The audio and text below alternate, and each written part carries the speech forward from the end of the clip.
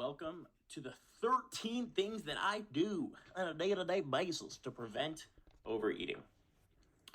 It goes much deeper than telling you, eat less. It's so easy. No, it's not. This was the hardest achievement of my life. I've done it twice, and it is extremely difficult for a reason. There's a reason why most people can't commit to doing a bodybuilding show. It's extremely difficult to get this lean. Not because I don't have the knowledge. I know how to do it. I know how I need to eat less than I burn for an extended period of time. I know I need to do cardio and work out and pose. It's never the knowledge. It's about the implementation and overcoming the mental struggles that go with getting lean, which no one seems to talk about. Everyone's like, just eat less, keep your protein high. We know that. It's 2025. Come on. We know that. But what's hard for most people, and the biggest struggle, is, again, overcoming the mental barriers and the challenges and the urges to munch or eat or go to food just when we're, stressed, uncomfortable, whatever it is. And that's exactly what I'm going to talk about in this first slide. Why do we overeat? Well, stress. That's a big one. Stress eating, when you feel uncomfortable, when you don't know how else to comfort yourself, it's extremely easy to just go start shoving your face. I still do that occasionally. And I've struggled with it in the past, and it's extremely common to use food as comfort. But then afterwards, you really don't feel good about your decision. But that's a main reason that a lot of people overeat, Social cues. When we're out to eat with other people and they're eating a lot, because especially in America, we eat a lot. They give us way bigger portions than we need. But this, it enables us and incentivizes us and makes us feel like we want to eat more than we need again. And lastly, boredom. You're watching a movie, scrolling, just literally bored, not busy with something. It's really easy to just go and munch, make popcorn, just occupy yourself with food. So these are some main causes that I found that have caused me to overeat, and my clients as well, and just people in general. It all makes sense, okay? Oops. Now, first thing I do, number one, I delay my first meal as long as I humanly can. Ideally, if it was as long as I physically could, I could fast for a while. Humans are meant to be able to fast for a long time. Doesn't mean that it's ideal, but that's why fat gets put on our body. It's an energy reserve for when needed, okay? So a lot of people think they need to eat their first meal at breakfast time, even if they're not hungry. They need to eat. And I was told that you need to have something before you go. You're going to be hungry. So why are you planning for the future? Do you get a tank of gas before you run out because you're going to run out eventually? No, you wait till you're low on gas and then you fill back up. Does that make sense? So there's no need to force feed if you're not hungry, unless you're trying to add some size. And that's a whole different story. But that's not for this video, okay? Wait till you're hungry to eat, okay? Not when it's social norms say it's breakfast time, okay? You don't need to eat. It's 3:30 and I just had my first meal. 6 eggs. Anyways, it builds hunger and awareness, and then you can actually enjoy that first meal. And it shortens your eating window, which reduces your calories without you, trying or being super strict. You're just not forcing it when you don't need to, which would make sense. Next, I like to plan a treat, okay?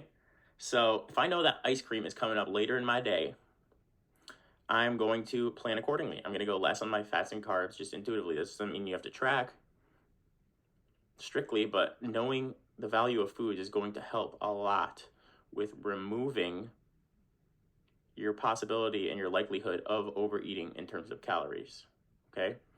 So, and this also removes the all or nothing binge bullshit, because you're planning to have a treat. You're telling your mind it's okay.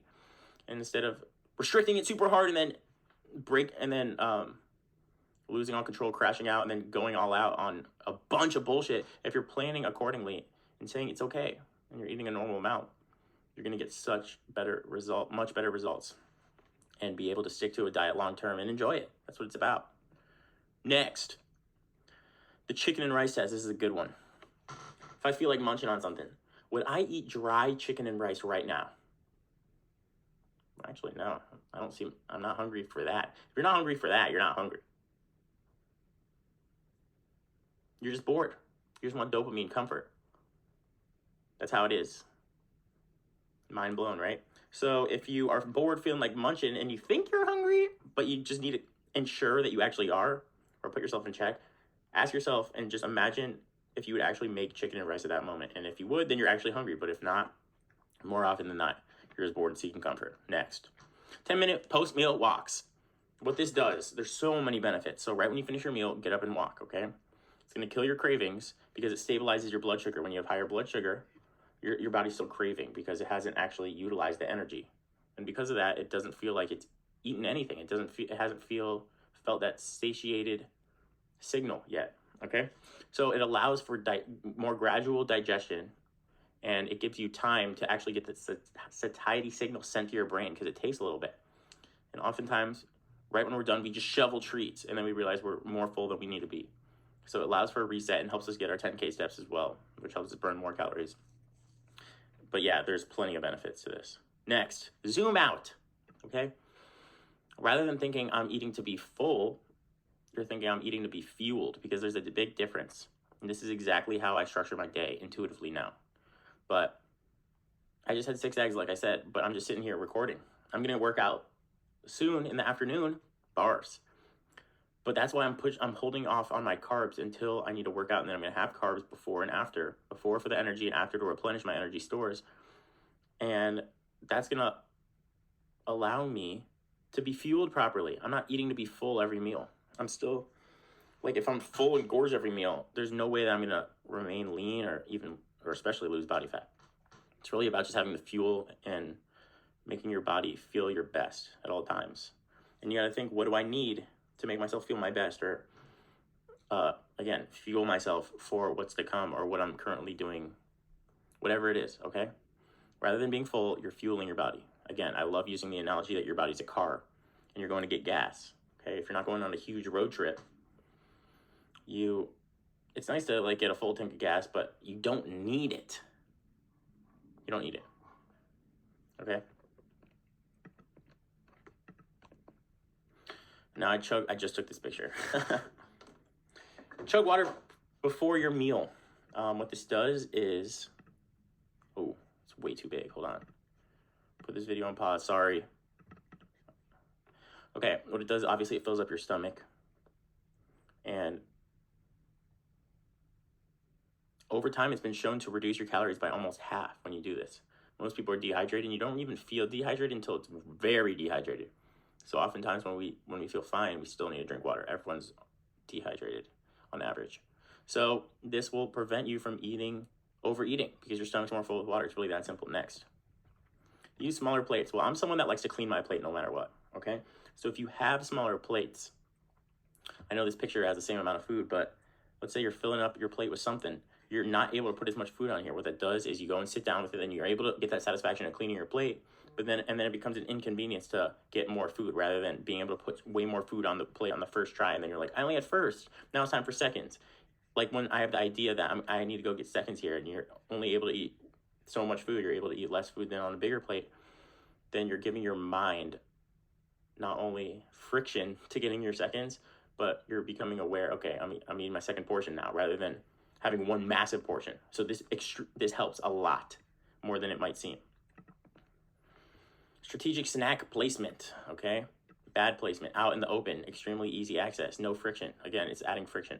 If you put it away in the cupboard, or put it, like, just hide it, just make it harder to get to, it's gonna prevent you from eating as much, overeating. You have to go out of your way. You're gonna have to open a drawer. Maybe you put it up, like, in the garage or who knows where. But it's just going to create all this extra friction, which is going to make it more of an inconvenience to snack on something. Because of that, you're less likely to do it. It's just little mind tweaks, and little daily tweaks that you can do. And look at this apple out. The apple's fine, but this cake right there, whatever that is, it's out in the open. It's way too accessible. Non-dominant hand. You can tell this looks uncomfortable for this AI-generated lady. It is uncomfortable. And what that does is it slows you down. Instead of shoveling on autopilot, forces you to eat consciously. And the average mealtime increases by 30%. What does this do?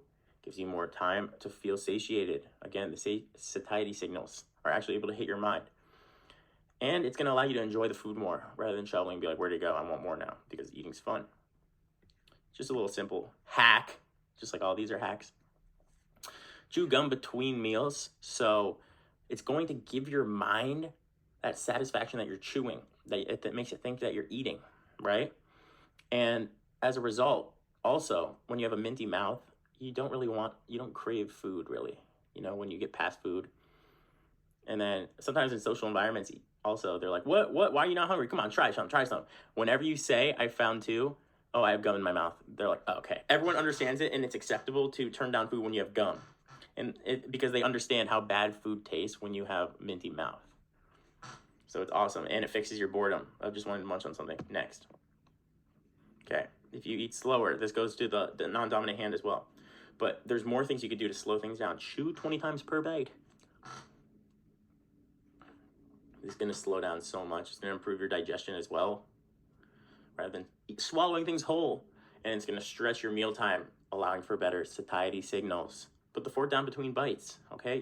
The food's not going anywhere, seriously, okay? Put it down, sit down, enjoy the food. I'm telling you, if you go on a fast and you have all this food in front of you, you're going to be resensitized to food and realize how amazing it is. It's a big part of life, and it should be appreciated. And when we scarf it down without even thinking about it like a freaking animal, then we miss out on that. And it causes us to consume more. And we still don't get the satisfaction of it because we're scarfing it down. So that's all I got for this video. But those are all hacks that I implement daily to prevent myself from overeating, to stay shredded, stay lean, still eat the foods I like. But again, it's a lot deeper than just eating less. It's that easy. No, it's not that easy, okay? But these will help mentally prevent you from doing so. So I hope it helps. Let me know in the comments if you found this valuable, what you'd like to see next, and don't forget to like and subscribe. And also, down there, I put a guide in depth of how I got shredded while sitting at a desk 24/7. So you can check that out as well. But I'll see you guys in the next video.